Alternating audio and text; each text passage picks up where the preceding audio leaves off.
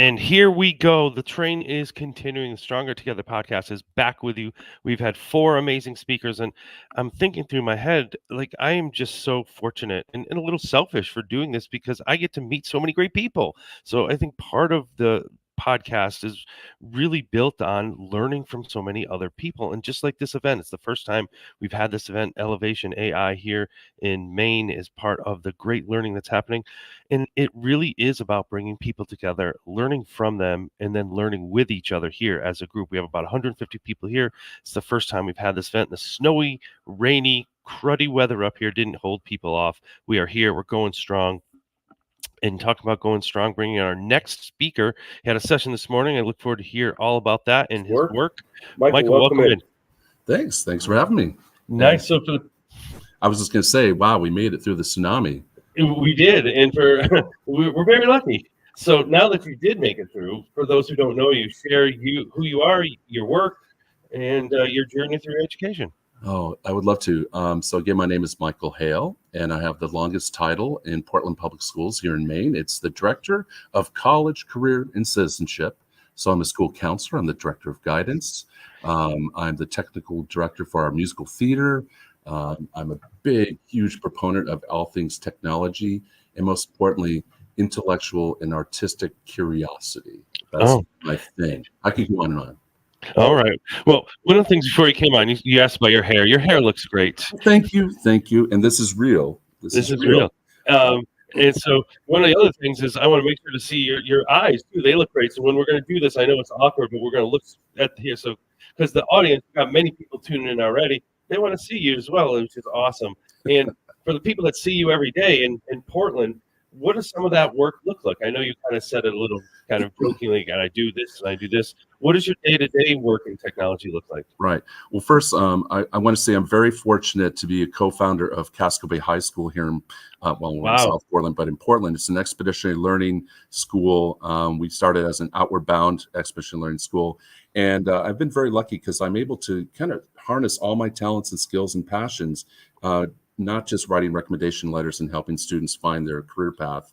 And so my work has also been in the theater, but also in technology. I coined my own little title, in addition to school counselor, as innovation educator in our building. And so right now I'm teaching a course that we call an X block in artificial intelligence and virtual reality.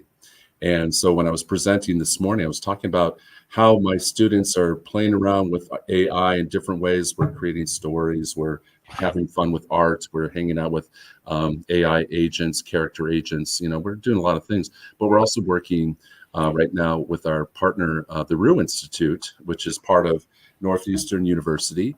And we're working on year 2 of a proof of concept. We're utilizing the Microsoft HoloLens. Oh, wow. Which is mixed reality. And then our wonderful old venerable Quest 2s, the Meta Quest 2s, virtual reality. And we're basically working in that space where we're using HoloLenses through the Rue Institute. We're very lucky to be working with them. And a gentleman by the name of Dr. Wilczek, who's helping us year 2 of this proof of concept, where students are building 3D models. We're using AI to do that and Tinkercad.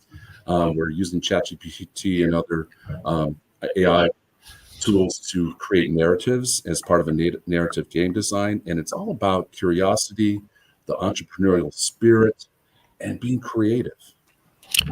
So speaking of that, so you had a chance to do your session this morning. What was the title of that? The title of which part? Your session? My X block? This morning session, Amanda took my schedule that I had. Oh, the schedule my presentation. Yeah, your presentation today. Yeah, so it's called The State of AI and VR in Education, or in the Classroom. They left the VR out because I think they thought, it was some kind of a mistake. But it was actually about AI, VR, MR, and all the things we're doing with it. So as in my role as assistant superintendent, I have to talk with a lot of principals and try to have them shift their mindset to new tools like that and new technology.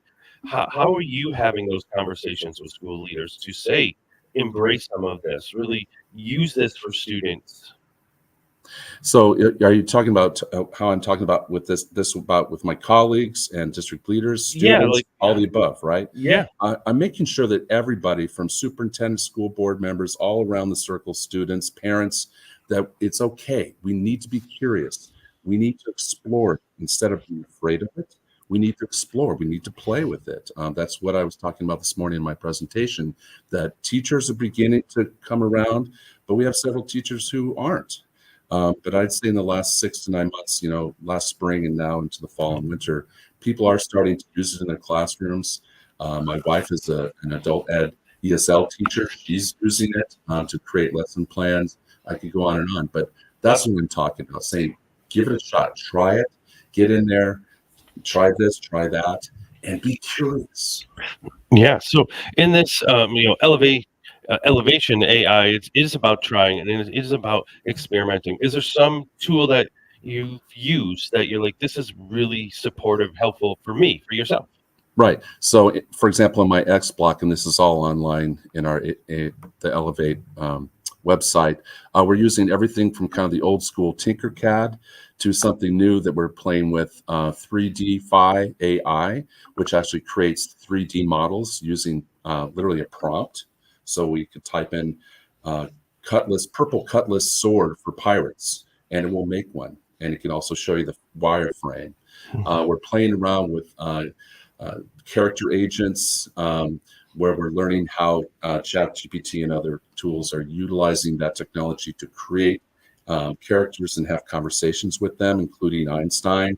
I created my own character named Enrico Caruso, which is a take on the wonderful Italian opera star, but he's from Jupiter. And we're having conversations with Einstein and Enrico Caruso. So we're playing with that.